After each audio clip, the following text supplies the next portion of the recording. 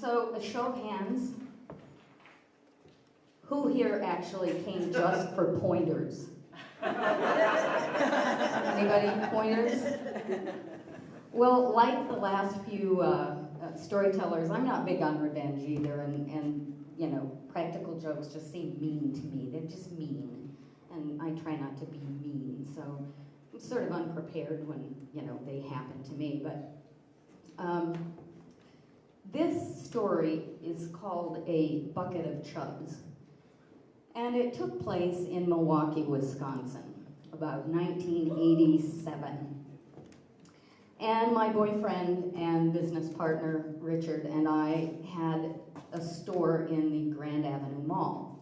And the Grand Avenue Mall was a beautiful mall. It was 2 city blocks, and they had a covered walkway on the 2nd floor, 2 stories. And it was called the Promenade. So we had a store, beautiful little store called St. Winifred's Fair. And we also had a cart up on the promenade. And this was a, you know, spring day, and you know, Milwaukee is a big festival city, and so, you know, there's lots of tourists in town, and the mall is mobbed, and so I couldn't be there. Usually I would work also. I had 2 employees. One was Jody Batiga, who was tall and kind of narrow-nosed and Italian descent, and an absolute hoot, really a prankster, always playing jokes and very funny. And she was married to Jim Batiga, who was maybe the funniest human being on earth, but he was chronically underemployed, let's say. And like many chronically underemployed Wisconsinites, he fished to kind of make up for it. So, and the other employee was a young gal named Tonnet.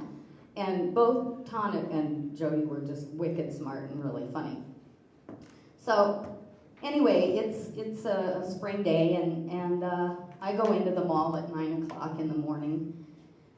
And I walk in the store, and there's Tonnet, and there's Jody, and I can tell there's something weird going on the minute I walk in the store. And they're like looking around, they're looking down, they're looking at each other, they're doing everything but this, right? So it's like, well, what's up? What's going on? And they wouldn't look at me. It's like, so now I'm getting really worried because it's busy season. I don't have any backup out there. There's no other person I can call to come and work. So they fart around, and then they finally go, well, Tonnet's quitting. Boom, boom, boom. I'm like, oh my God, I have nobody else to work. And I couldn't even believe it.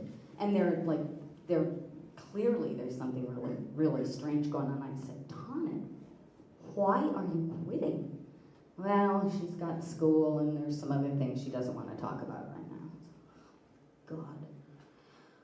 So I'm like blown away. And I said, well, okay, I'll have to find somebody else. I need a couple of weeks. And she said, no, I'm quitting tomorrow. Tomorrow. Oh my God. So this is a disaster. So then they let me sweat like this for a while, and they go, ha ha ha ha, April Fool, ha ha ha ha. I don't know from April Fools, I'm not paying any, ha ha ha. So we all have a good laugh at my expense. Ha ha ha ha, April Fool. So, even though I don't believe in revenge or mean stories, even though that's kind of, you know, mean is kind of the point of revenge, I walk out into the mall and I'm walking around and going like, you know, that really stunk. That was just mean. So I thought, I'll find Byron. Now every major downtown area or city mall has a character that's just always around. You know, he's kind of like just hangs around the mall. So I walk around until I find Byron. Byron. So I haul him off into kind of a quiet corner. We have a little chat. So the afternoon goes by, and Jody was working on the cart that night. They switched off so they'd have a chance at have a break, and so Jody was going to be on the cart that night. So I have to tell you right now about malls. Malls are a lot like high schools, especially on the promenade, all right? The cart owners. Oh my God, what a hotbed of gossip and backbiting and everything. Nobody liked the cart's manager and, everybody. So if there was anything going on, everybody in the mall knew about it. Everybody.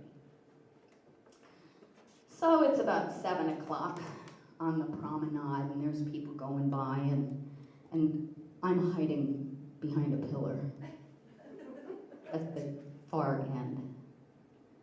And onto the middle of the promenade strides Byron. Well, Byron's actually a Milwaukee City policeman. He's armed and everything.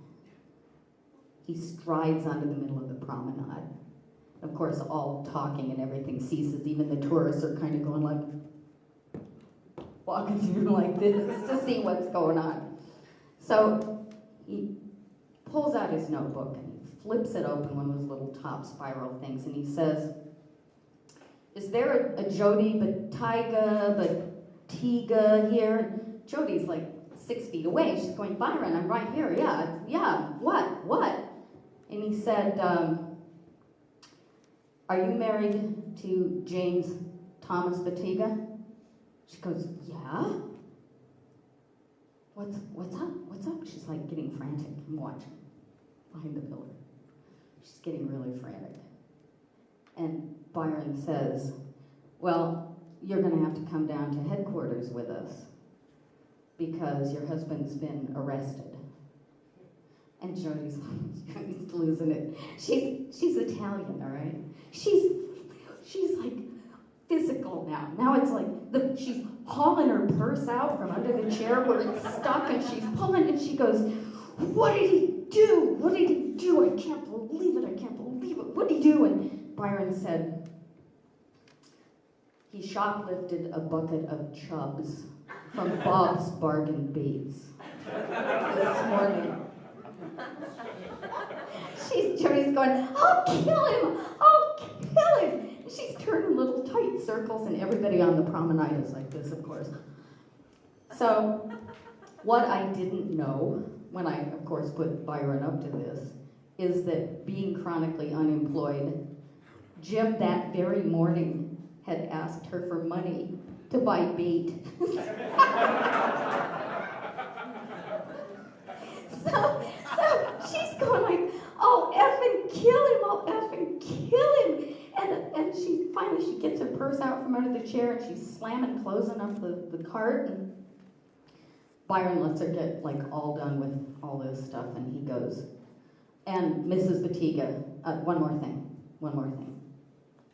He goes, "Terry said April Fool." I didn't come out from behind the pillar for a long time.